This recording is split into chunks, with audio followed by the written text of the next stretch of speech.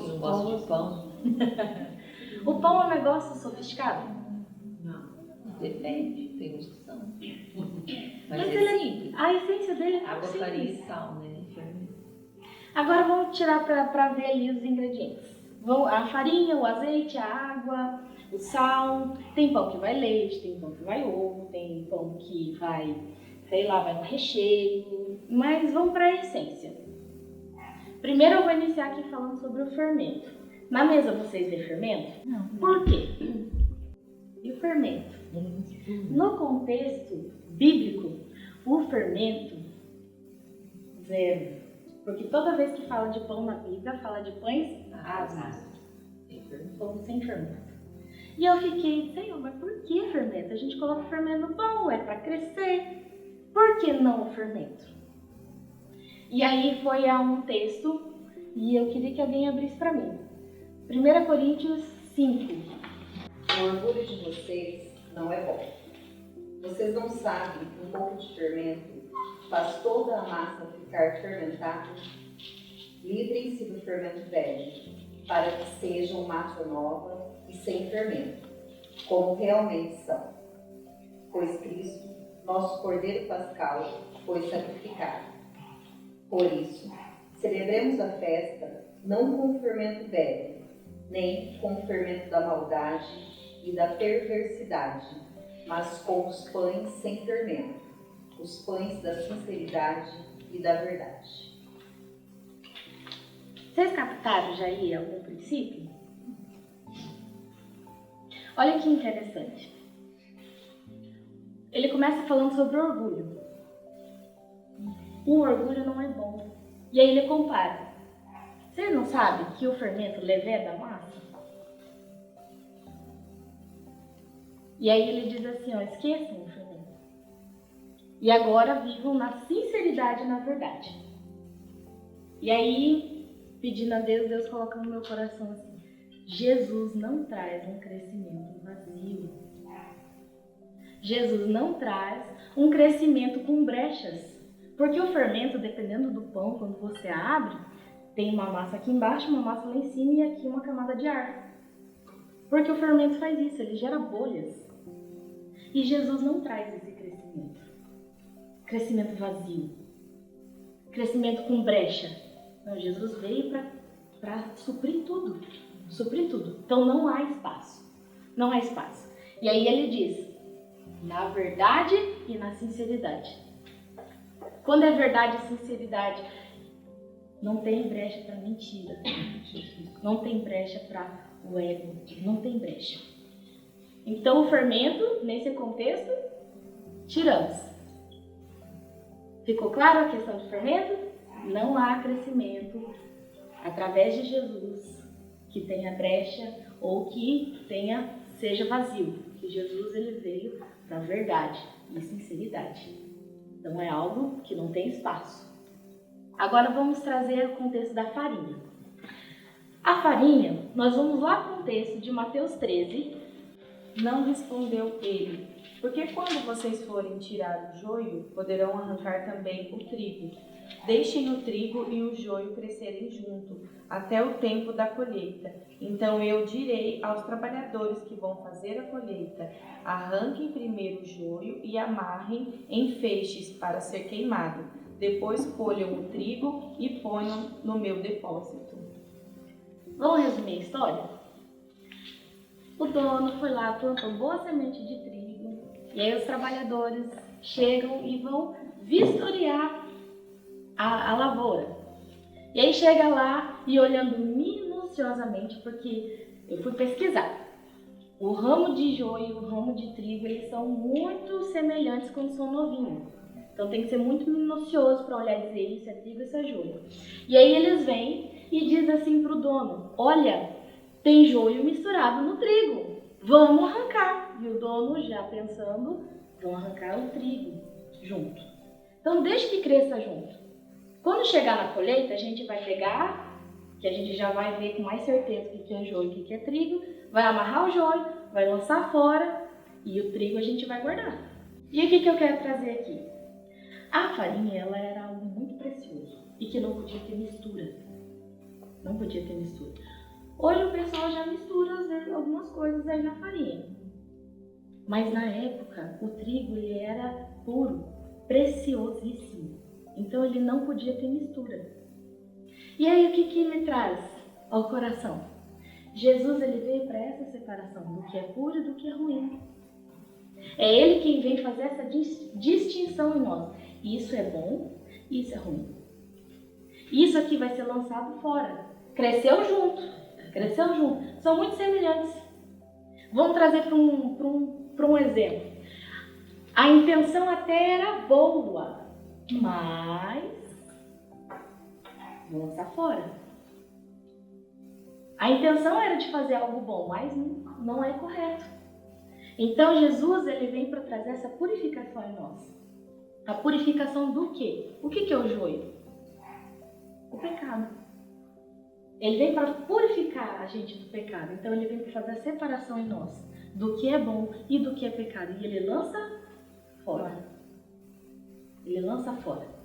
Então no contexto da farinha, Jesus é algo tão puro, e que ele também purifica. Ele também purifica, porque há separação.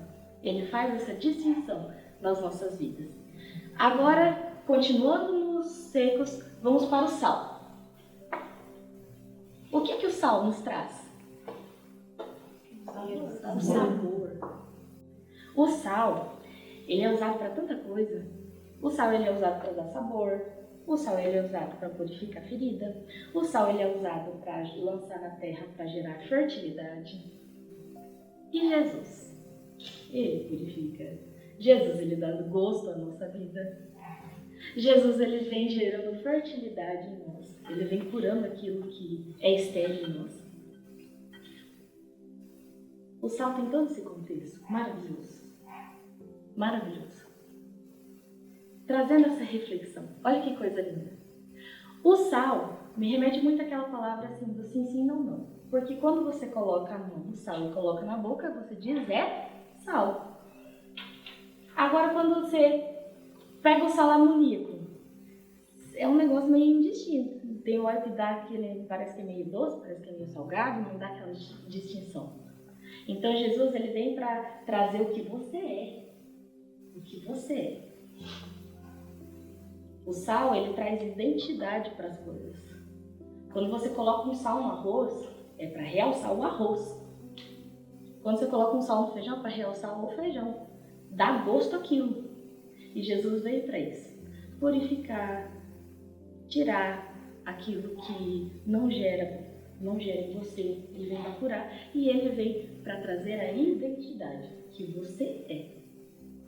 Você é sim, sim. E não, não. Você é. A água a gente aprendeu semana passada. O que a água é? A fonte de água. Isso não precisa nem frisar muito. Jesus é a fonte de água. E o nosso corpo é 70%? A composição do nosso corpo é água. E eu só vou falar essa frase e eu vou passar para a próxima. Se você quiser anotar para colocar no seu Facebook amanhã. Nosso corpo é 70% água. Sem água, nosso corpo não é nada. Jesus é água. Sem Jesus, nós não somos nada. Sem Jesus, não há vida em nós. Acabou. Não tem nada. É a água que traz a vida. Agora vamos para o azeite. O azeite, ele também, na época dos judeus, ele era usado muito como remédio. Os pastores de ovelha, eles pegavam o azeite, traziam as ovelhas, colocavam o azeite ali na cabeça das ovelhas para repelir os animais. Porque muita mosca, aquela lã, ela vai ficando quente, vai soltando cheiro e os bichinhos vêm.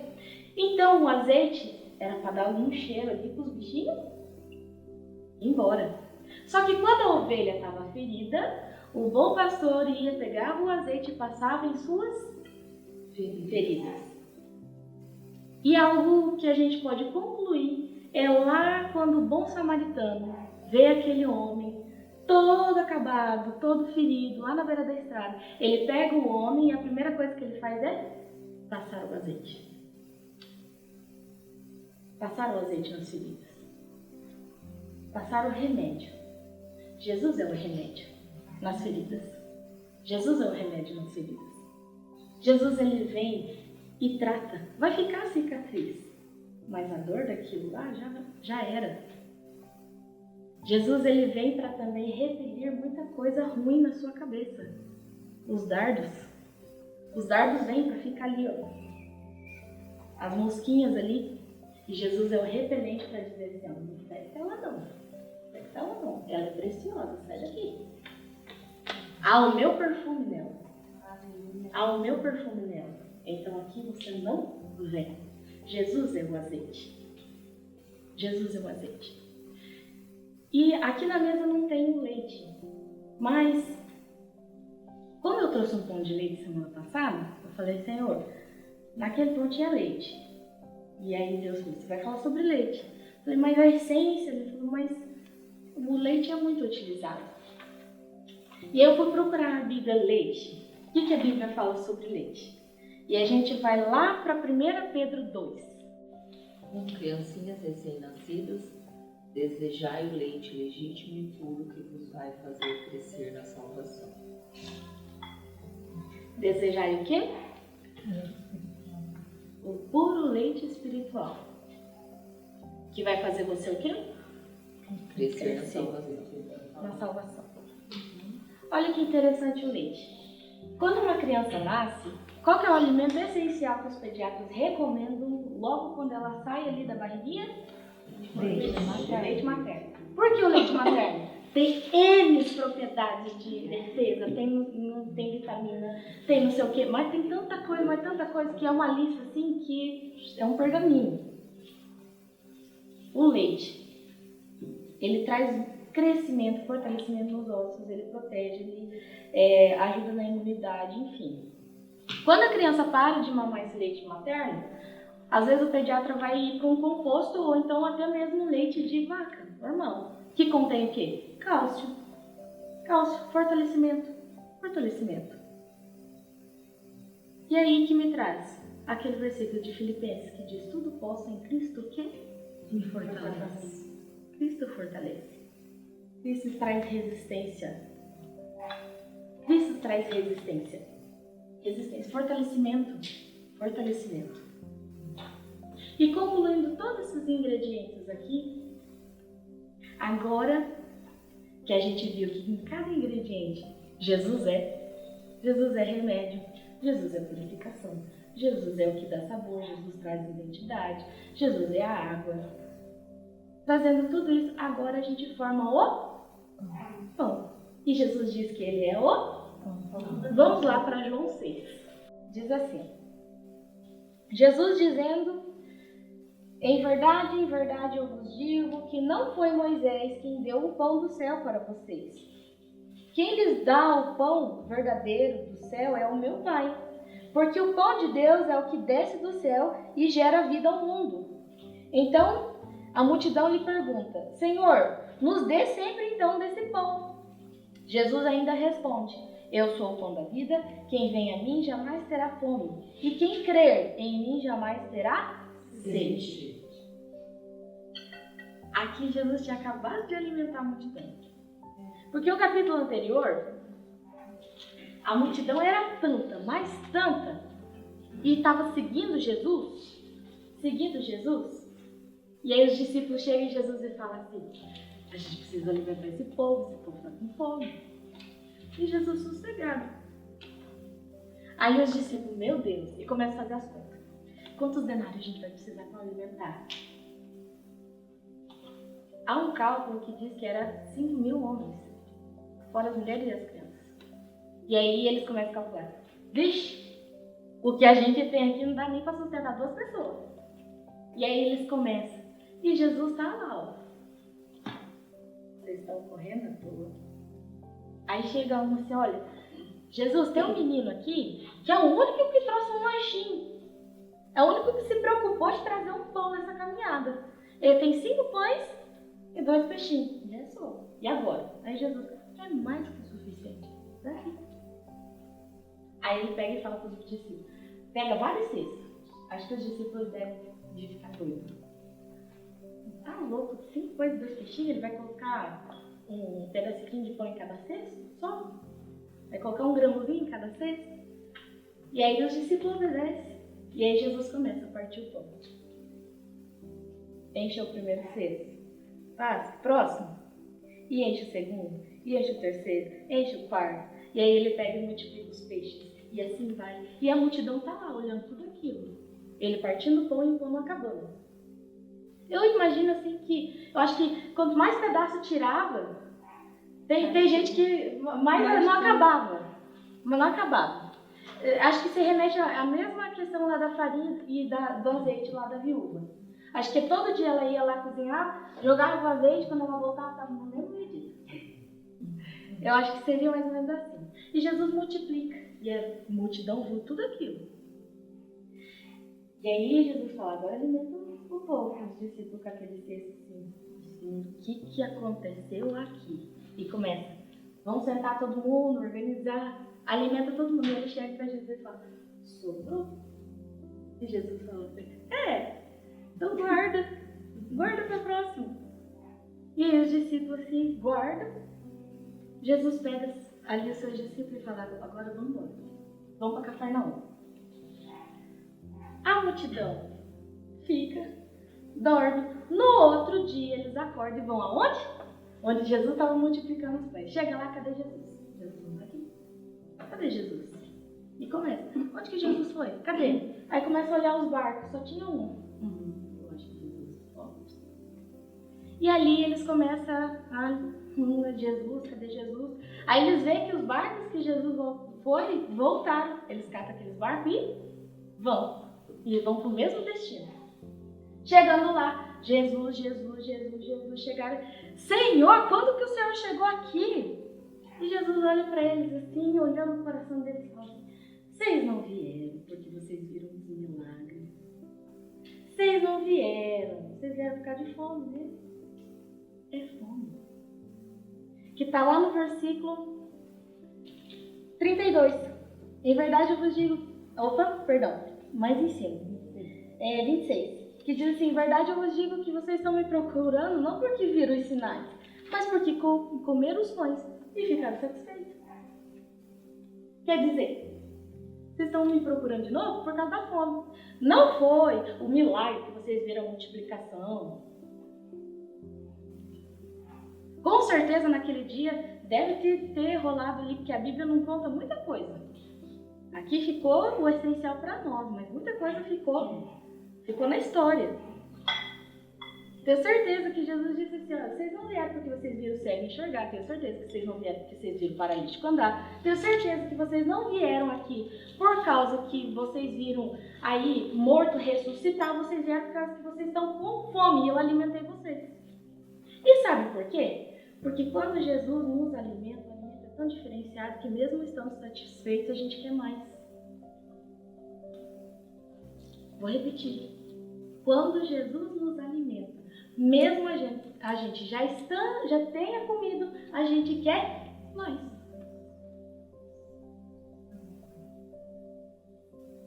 É a sensação do pão, quentinho ali na hora, a manteiguinha. Nossa, mas isso aqui tá bom. Eu tô cheia, mas eu vou comer mais um pedaço. Assim é com Jesus. Quando Jesus nos alimenta, tem algo ali diferente que a gente fala assim, eu tô cheia, mas eu quero mais. E aí Jesus olhando para a multidão olhando para Jesus, nós somos fome. E aí a gente vê o desenrolar aqui de toda uma conversa, perguntas, respostas. Aí Jesus dizendo isso para eles, aí ele começa a dizer assim, trabalhem, não pela comida que estraga, mas pela aquela que permanece para a vida eterna. Jesus está dizendo para você hoje, trabalhe. Pode trabalhar. Só que também pensa naquilo que vai dar vida eterna, no que não é perecível, naquilo que você vai levar com você. Porque muitas vezes a gente está tão preocupado para ganhar a vida aqui que a gente acaba ganhando a vida de lá. A gente está tão preocupado em ter conforto aqui que a gente esquece que lá vai ter o super conforto. A gente está tão preocupado de fazer tudo aqui que a gente esquece que tem uma eternidade para a gente viver. Aqui é só a pontinha da corda. É o resto. Então Jesus está dizendo, trabalhe. Mas não só pela comida que perece, mas pelaquela que permanece. Qual que é a comida que permanece? Tem um pacote de arroz que desde os anos 500 está inteiro até hoje? Já foi. Vixe, muito tempo. Agora, por volta dos anos 500 a 1000, eles juntam os ingredientes, preparam, e esse alimento está em todo lugar. Em casa, loja, nas igrejas, em todo lugar. E é um alimento que não perece. Que é o quê? A palavra.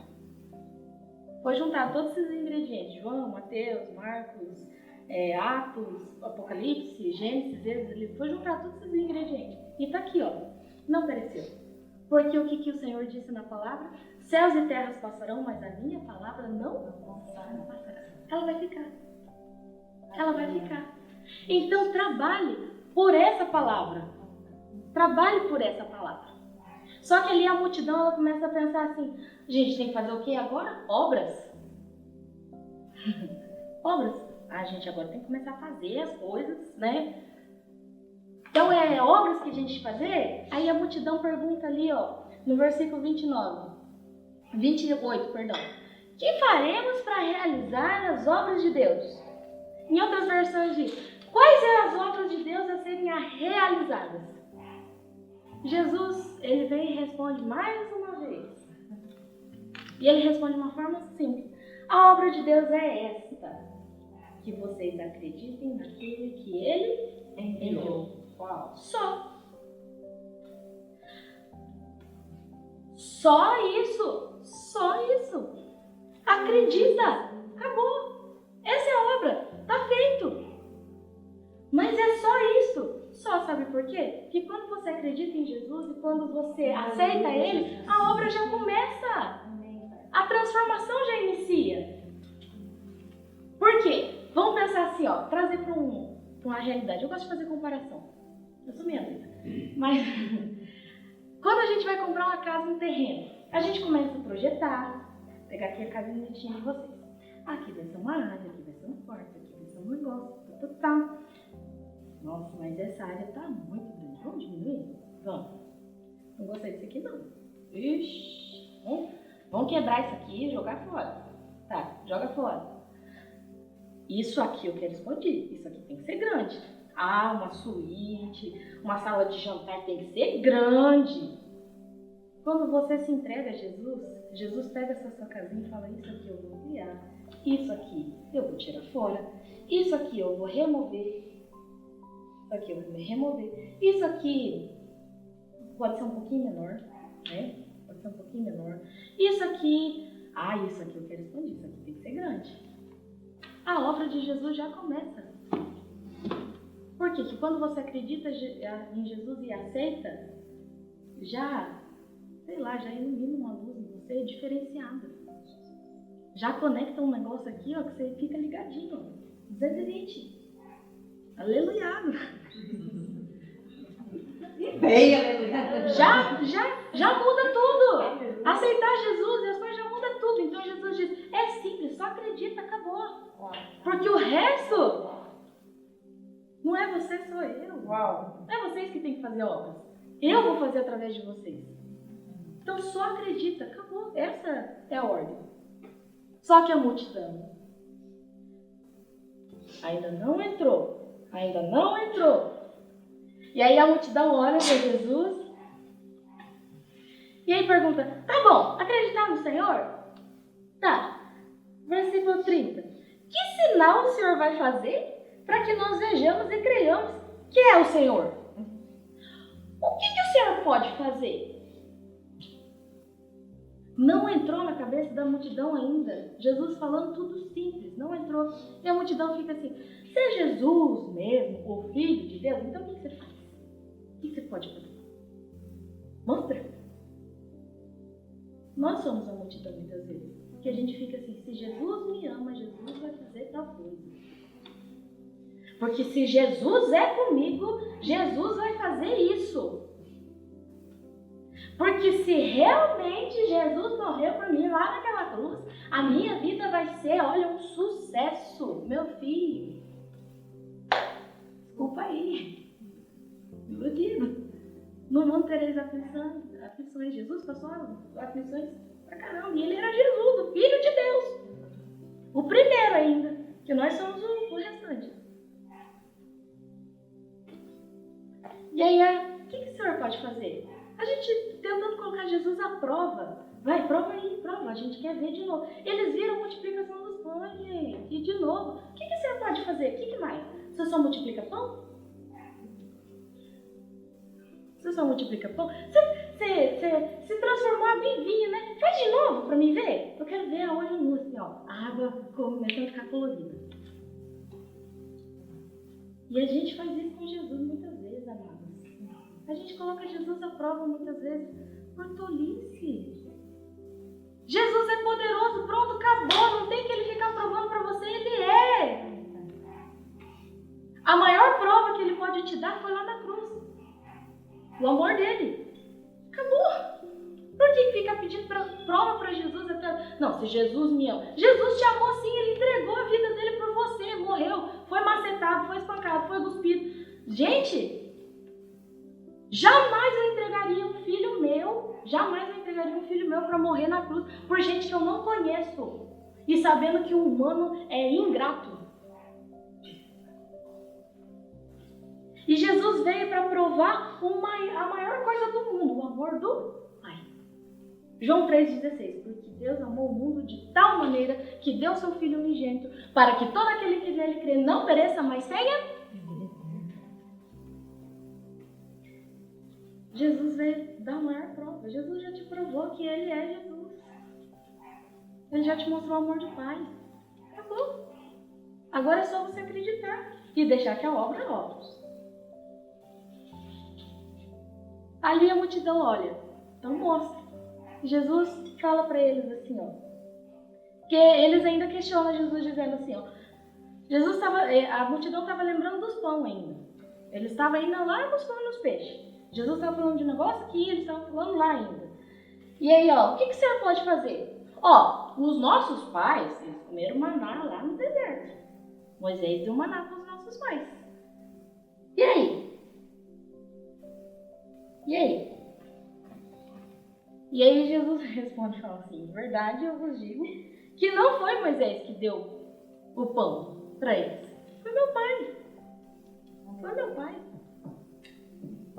Jesus manda dizer para alguns filhos, não foi você que conquistou aquela porta de serviço, fui eu. Fui eu. Não foi você que teve a grande estratégia de fazer tudo aquilo, fui eu. Você só foi instrumento. Moisés, ele só foi instrumento. Não foi ele que fez o maná para você. Foi Deus. E aí, Jesus continua dizendo assim. E quem lhes dá o pão verdadeiro do céu é meu Pai. Porque o pão de Deus é o que desce do céu e dá vida ao mundo. Jesus está dizendo assim, e o pão continua. Continua. E agora desceu o pão verdadeiro que dá vida ao mundo.